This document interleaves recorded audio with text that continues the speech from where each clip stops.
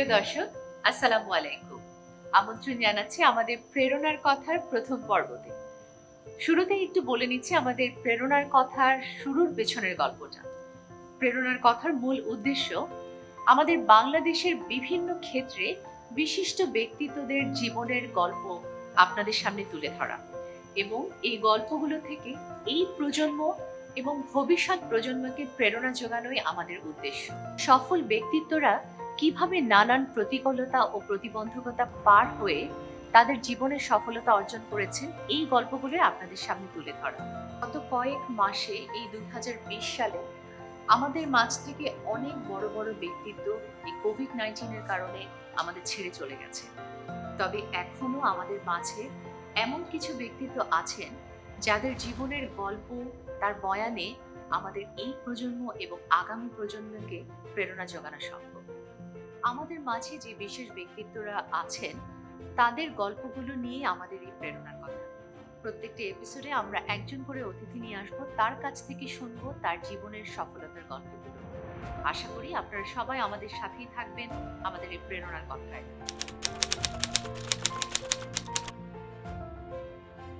চলুন তাহলে পরিচিত হয়ে আসি আমাদের প্রেরণার কথার প্রথম এপিসোডের অতিথির সাথে। তিনি বাংলাদেশের শুরুর দিকে একজন শীর্ষস্থানীয় উদ্যোক্তা, রপ্তানি শিল্পের একজন পথিকৃৎ। ঢাকা বিশ্ববিদ্যালয়ের অর্থনীতি বিভাগ থেকে স্নাতকোত্তর পাশ করবার পরে একটি বহুজাতিক প্রতিষ্ঠানে কাজ করেন। তবে তিনি বরাবরই চেয়েছিলেন একজন ব্যবসায়ী হবে এবং ব্যবসায়ী হবার স্বপ্ন পূরণের জন্য চাকরিতে ইস্তফা দেওয়ার মতো সাহসী কাজটাও তিনি করেছিলেন। শুরু করেছেন ব্যবসা। এরপর পার হয়ে গেছে কয়েক দশক। দেশ এগিয়েছে বিভিন্ন পরিবর্তিত পরিস্থিতির মধ্য দিয়ে, তবে তার সাফল্যের গল্পটা থেমে থাকেনি। দৃঢ় হাতে নেতৃত্ব দিয়ে এবং সবসময় সময়োপযোগী সিদ্ধান্ত নিয়ে তিনি তার প্রতিষ্ঠানকে নিয়ে গিয়েছেন বাংলাদেশের চামড়া শিল্পের শীর্ষস্থান।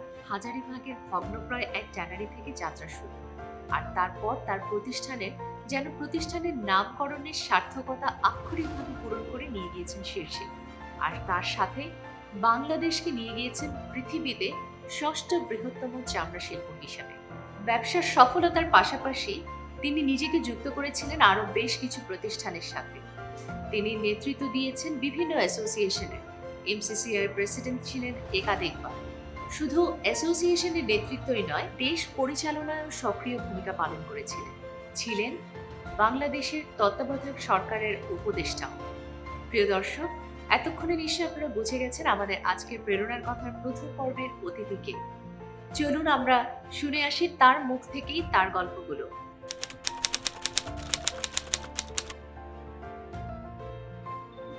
এইটা কিছুটা পারিবারিক বলতে পারেন, কারণ আমাদের ফ্যামিলিতে যেটা আপনি বললেন ইটস মেনলি সবাই ল এবং জুডিশিয়ারিতেই গেছে। এবং আমাদের ফ্যামিলিতে আমার বাবা মারা যায় যখন আমার 5 বছর বয়স। তো আমার 3 ভাই আমাকে মানুষ করে। তো বড় ভাই লয়ার, পরে উনি চিফ জাস্টিস হয়েছিলেন। তো আমাদের বাসায় খুব লিবারেল অ্যাটিটিউড ছিল। আমার বড় ভাই খুব রবীন্দ্রসঙ্গীত পছন্দ করতেন, থিয়েটার পছন্দ করতেন। As a matter of fact উনি বিশ্বভারতী মানে শান্তিনিকেতনের লাইফ লং ট্রেজারার ছিল। এবং যদি শান্তিনিকেতনে আপনি পিএইচডি করতে যান অন রবীন্দ্রনাথ, তাহলে he is one of the advisory body member. So যেটা আমি বলার চেষ্টা করছি যে আমাদের বাসায় একটা প্লেন লিভিং হাই থিঙ্কিং পরিবেশ ছিল। বড় ভাই heart of heart was A socialist. উনি খুব একটা ক্যাপিটালিস্টদের পছন্দ করতেন না, বিজনেসম্যানদের উনি মনে করতেন যে তারা তাদের কোনো আইডিয়ালিজম নাই, তারা ফুড অ্যাডাল্টারেশন করে, কালো টাকা করে, এরকম একটা ধারণা ওনার ছিল। আমার মেজ ভাই was very not so progressive, but ওনারাও কিন্তু প্লেন লিভিং হাই থিঙ্কিং একটা অ্যাটিটিউড ছিল। তো ওইখানে বোধহয় প্রবলি আমার একটা রিবেলিয়াস স্পিরিটে যে এরা সব ওই প্লেন লিভিং হাই থিঙ্কিং করতে করতে গিয়ে আই থট দ্যাট এর মধ্যে আমি অত নৈতিকতা আর এগুলো আমি ঠিক somehow in principle I sort of rebelled.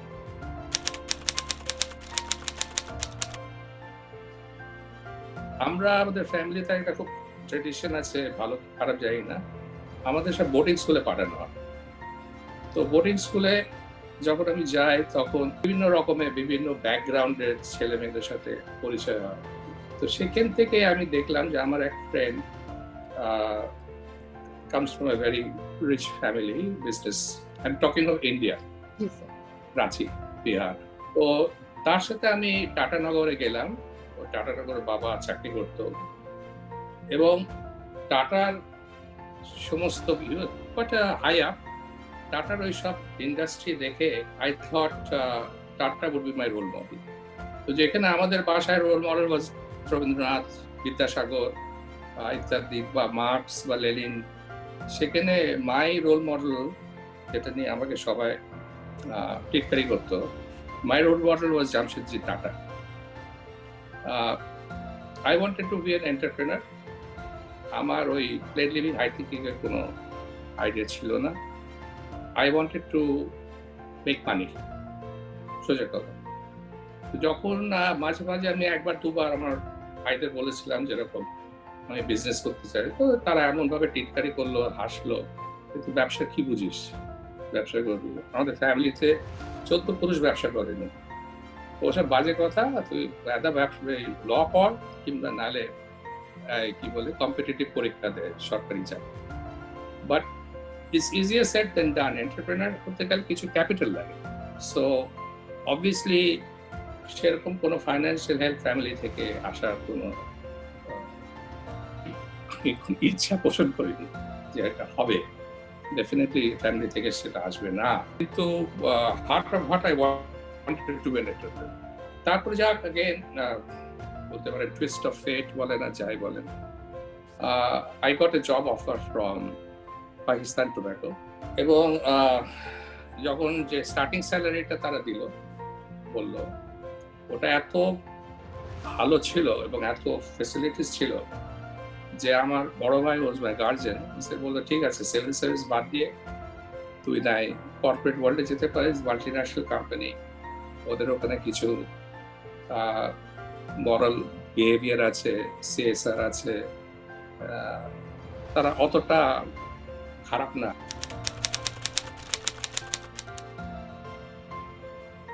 তারপর যখন দেশ স্বাধীন হলো, দেখলাম যে একটা বিরাট ভ্যাকিউম।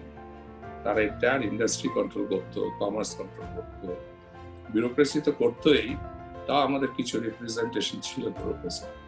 কিন্তু তারা মোটামুটি, যেমন ইস্ট পাকিস্তানে there was only one secretary, Mr. Rock.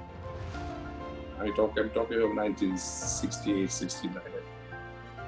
একটা বাঙালি সেক্রেটারি তখন হয়নি।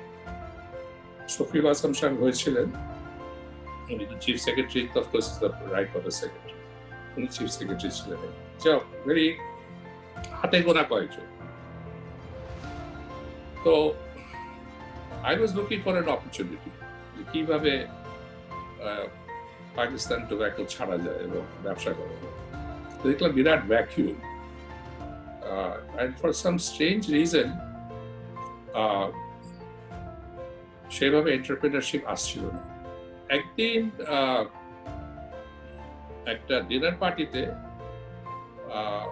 এক বিদেশির সাথে পরিচয় হলো, Frenchman, and we started chatting. উনি এগিয়ে এসে আমার সাথে কথা বললো, তুমি কি করো? তখন I asked him যে আপনি কি করেন? তো বলে আমি ইম্পোর্ট এক্সপোর্ট করি। আমরা যে এক্সপোর্ট কিভাবে করার, because Chittagong port is closed, Chittagong port থেকে তখন এক্সপোর্ট হচ্ছে না। Topic of 72 February, March, because Indian Air Force had bombed the ships in Chittagong port so that the reinforcement could come from West Pakistan. So Chittagong port is closed, so how do you export? I mean, সবকিছু তো প্লেনে করা যায়। He spied, he said, I charter a plane. আমি ওনার দিকে তাকে বলছি, what kind of entrepreneur is he that he charters a plane to take the goods from Bangladesh? So আমি বললাম যে what kind of business? তো বলে leather. তো বলে না, I want to make you an offer. তুমি কি জয়েন করবে আমাকে? কারণ আমি চাকরি করবো না, চাকরি তো আমি ভালোই চাকরি করি। No, no, no, no, no, no. I'm not offering you a job. I'm offering you an agency. তুমি যা বিক্রি করবে you get a certain percentage, আর তুমি যেসব চামড়া ক্রয় করবে এখানে তার উপর একটা certain percentage পাবে। তো আমি হিসাব করে দেখলাম quite a nice figure, মানে very interesting income. I said, yeah, let me think about it. Naturally, it's a major decision. এসে আমার ওয়াইফকে বললাম, আমার ওয়াইফ তো খেতে লাভ, মাথা খারাপ, ব্যবসা কি করি, পাকিস্তান টেবিতে কাজ করি, এমন so much facilities, salary is very good, perks are very good, you must be crazy. ব্যবসা তুমি কি বোঝো? আবার বড় ভাই থ্রেট করলো যে তুই যদি যাস সাথে, I will not speak to you for life. But a complete from my brothers, from my nearest and dearest one, was the total denial. না, করতে পারবেন না। তুই যদি করিস সেটা আমাদের সাথে সম্পর্ক থাকবে। So it was a very tough choice, but the person who really helped me at that time was my father-in-law. আমার father-in-law, আমার শ্বশুর বললো, না বাবা, আমি তোমাদের সাপোর্ট করি।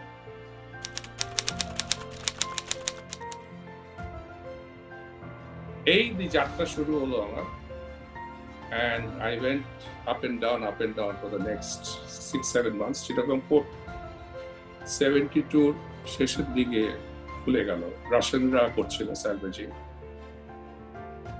and ওটা খুলে গেল, তখন things improved. আমরা পোর্ট ইউজ করলাম, আর এই ফ্লাইট ঢাকা প্যারিস সেটা বন্ধ হলো, and we did very well.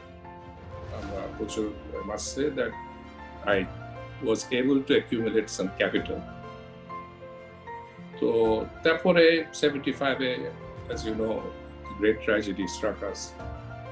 তারপর change of government, এবং the first sector যেটা the then government privatized was the Tanneries Corporation, Bangladesh Tanneries Corporation, because everything was nationalized.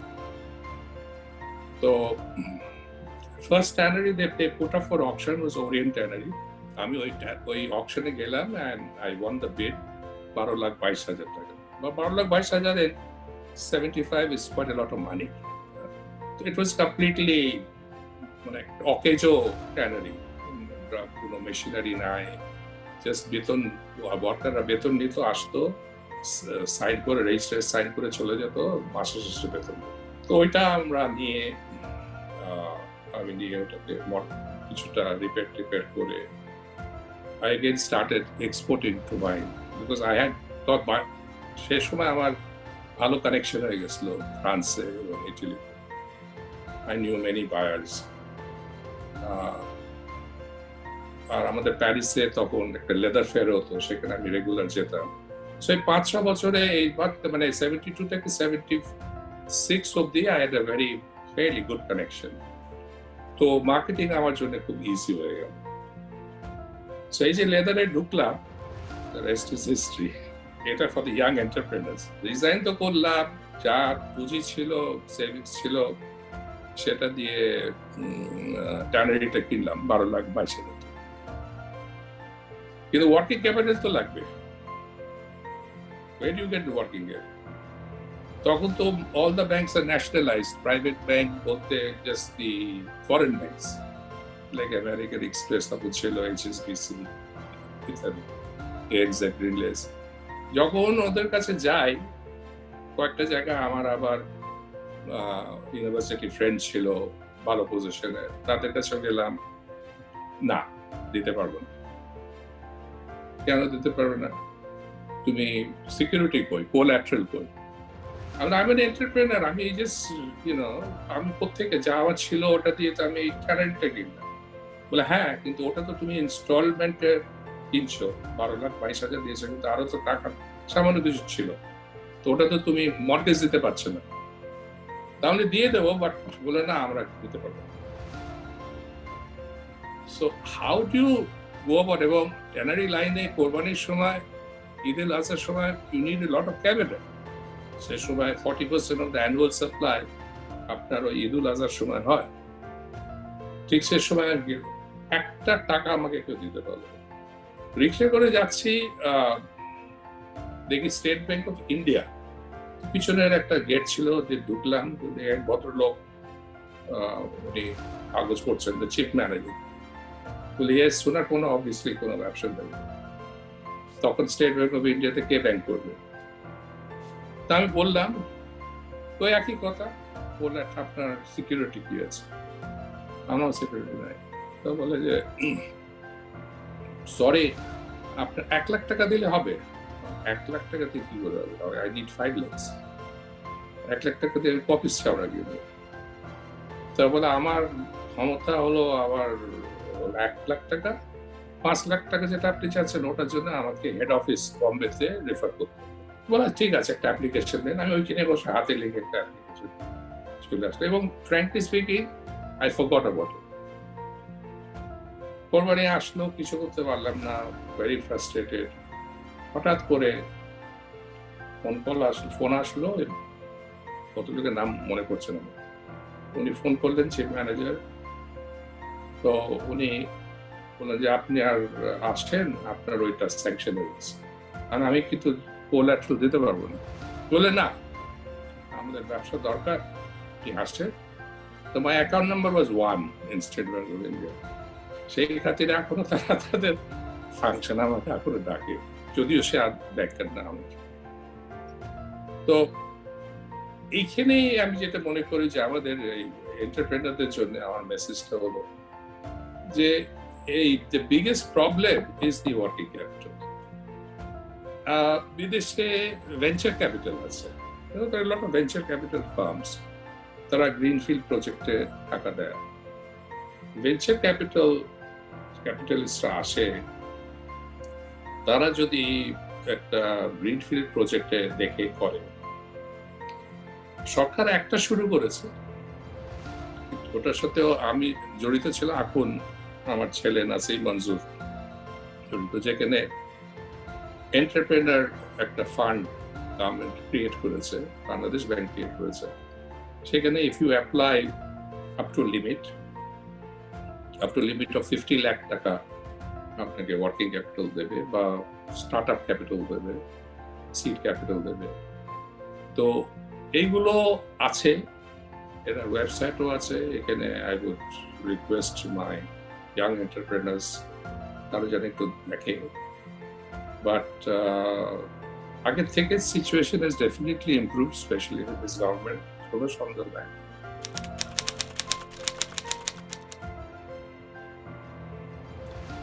আমার মনে হয়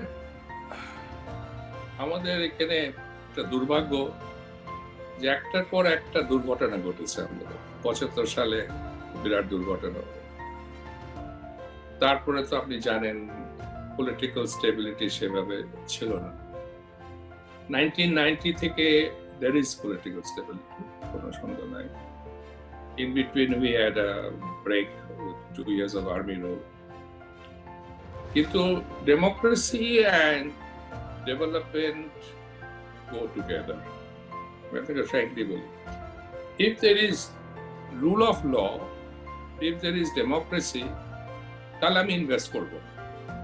আমার দরকার মোর ইনভেস্টমেন্ট মানে জব ক্রিয়েশন। আমাদের biggest challenge for south Asia, not only for Bangladesh, job creation. Now, who will create the jobs? The private sector. So you need entrepreneurship and you need productive services, because ওখানেও আপনি যদি বেশি খরচ করেন বিউরোক্রেসিতে, non productive, তাহলে inflation will come. Simple economics. তো পরিবেশটা তৈরি করতে হবে, যেটাকে আমরা বলি অনুকূল পরিবেশ। গভর্নমেন্টের এই লাস্ট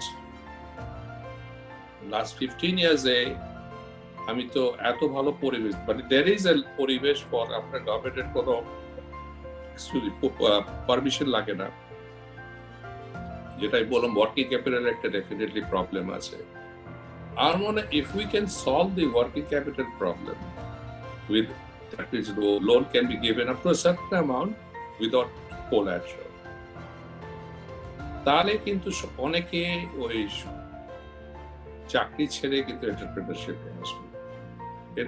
এন্টারপ্রেনারশিপ আসলেই কিন্তু জব ক্রিয়েশনটা হয়। You need that. অনুকূল প্রবেশের, if you tell me marking দিতে, I would say definitely 7 on 10. এটা কোনো সন্দেহ নেই।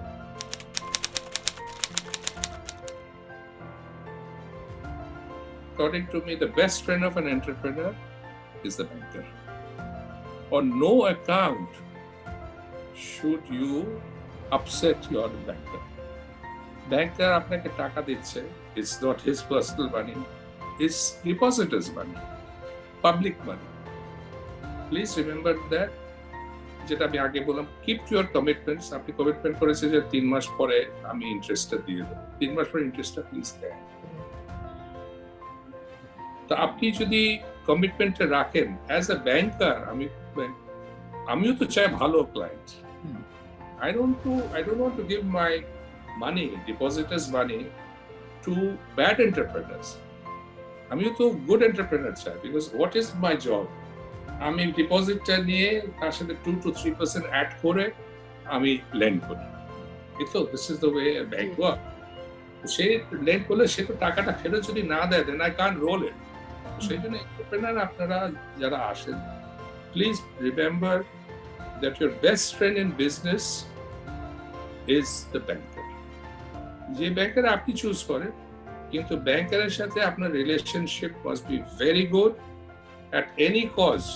But আপনি যদি জমি বিক্রি করে, বাড়ি বিক্রি করে, please keep to the commitments that you made to the banker. এটা কিন্তু খুব essential, because if you have the banker is always there. আর আপনার পিছনে যদি একটা ব্যাংকার থাকে, তার যদি কনফিডেন্স থাকে, life is much simpler. এইটা প্লিজ আমার young friends, remember that. Do not upset the banker. Keep them happy.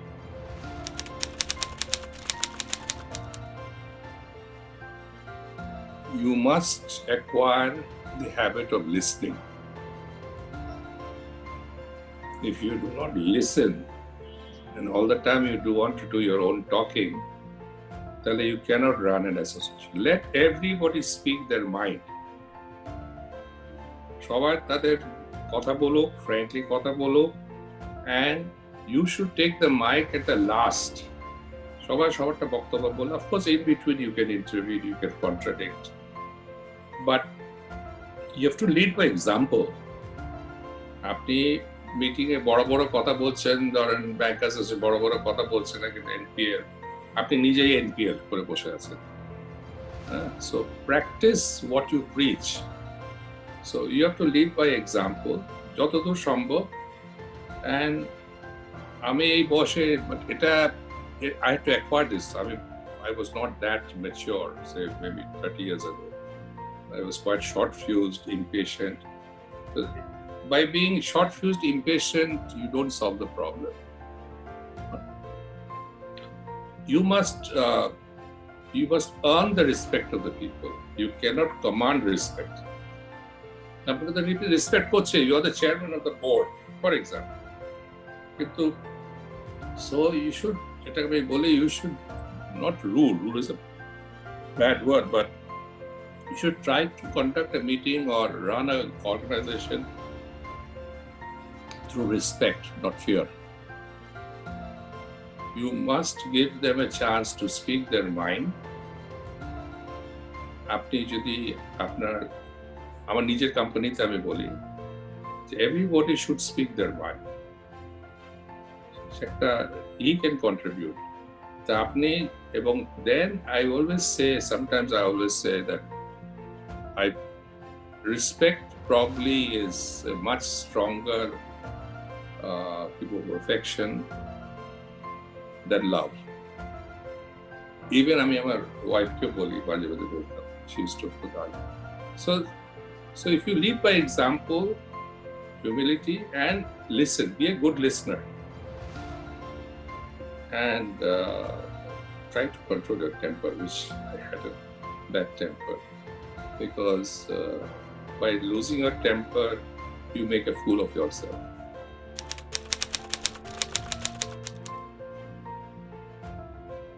Pre-pandemic খারাপ ছিল না, বিকজ অনেক অর্গানাইজেশনের সাথে আমি জড়িত ছিলাম, যেমন ঢাকা ইউনিভার্সিটি অ্যালুমনাই অ্যাসোসিয়েশন আমি 9 বছর প্রেসিডেন্ট ছিলাম। সো অ্যাটলিস্ট সপ্তাহে 3-4 দিন আমি ওইখানে আড্ডা মারতে যেতাম আমাদের সেনেট ভবনের নিচে আমাদের অ্যাসোসিয়েশন। আমাদের একটা গ্রুপ আছে কল পদক্ষেপ 64, class of 64, founded by our class friend Farashuddin. So a lot of my time goes in various organizations that I'm jorito. Basically, I'm quite family person in the sense that our wife also works very hard. So evenings we like to spend together. আমার ছেলের বাসা next door, মানে same boundary wall. So I have 4 grandchildren. So তাদের সাথে একটু কথা টথা বলি, গল্প করি।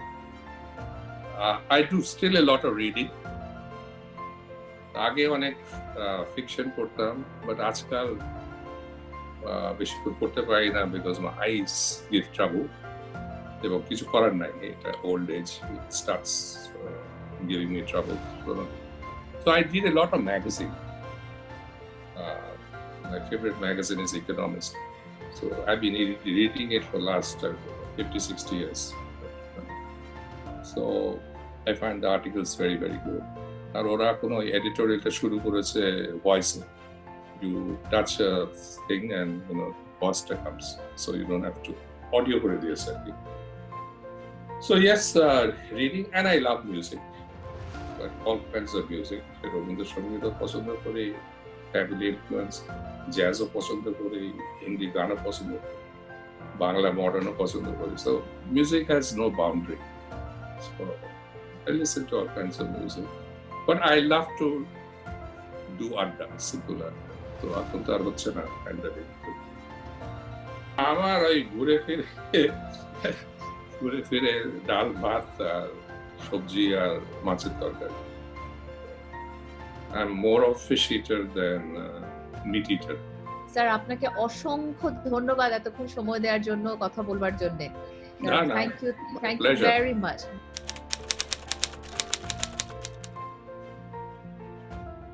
প্রিয় দর্শক, এতক্ষণ শুনছিলাম সৈয়দ মনজুর এলাহির সাফল্যের গল্পগুলো।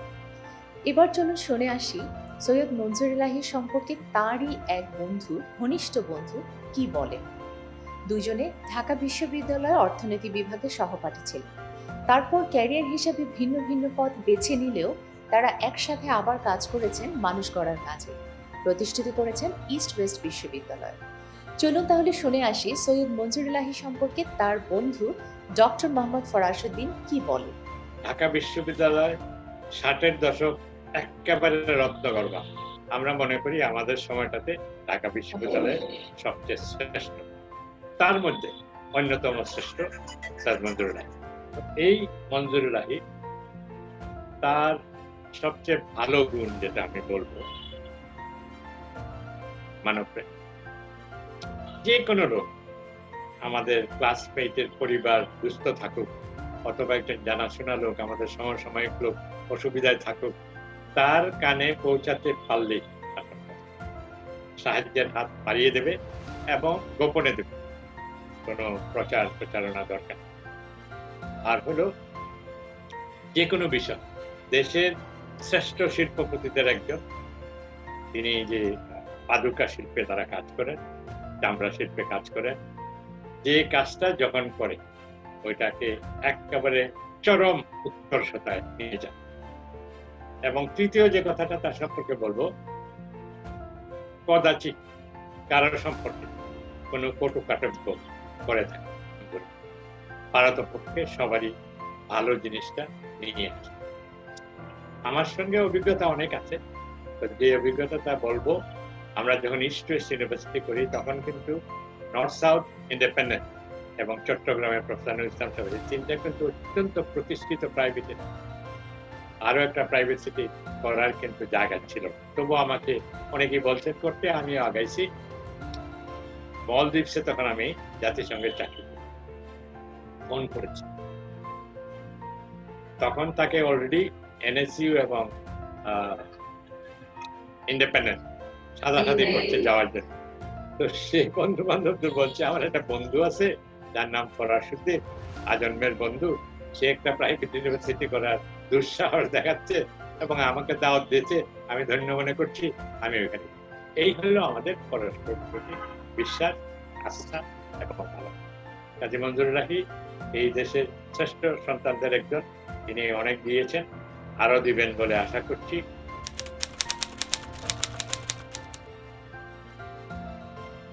একজন সফল ব্যবসায়ী, কিন্তু বাবা হিসাবে কেমন এই সফল বর্ষিয়ান ব্যবসায়ী, এটা জানবার জন্য কথা বলেছিলেন তার এই সুযোগ্য সন্তান এবং অ্যাপেক্স গ্রুপের কর্ণধার নাসিম মঞ্জুরের সাথে। চলুন শুনে আসি নাসিম মঞ্জুর তার বাবা সম্পর্কে কি বলেন। আমি ব্যক্তিগতভাবে মনে করি যে আমি আজকে নাসিম মঞ্জুর হিসাবে যতখানি আসতে পেরেছি, যতখানি আমার সফলতা এবং কিছু ক্ষেত্রে আমার যেগুলো ব্যর্থতা, দুটোর পিছনেই অবভিয়াসলি আমার বাবা মা দুজনেরই একটা বিশাল অবদান আছে।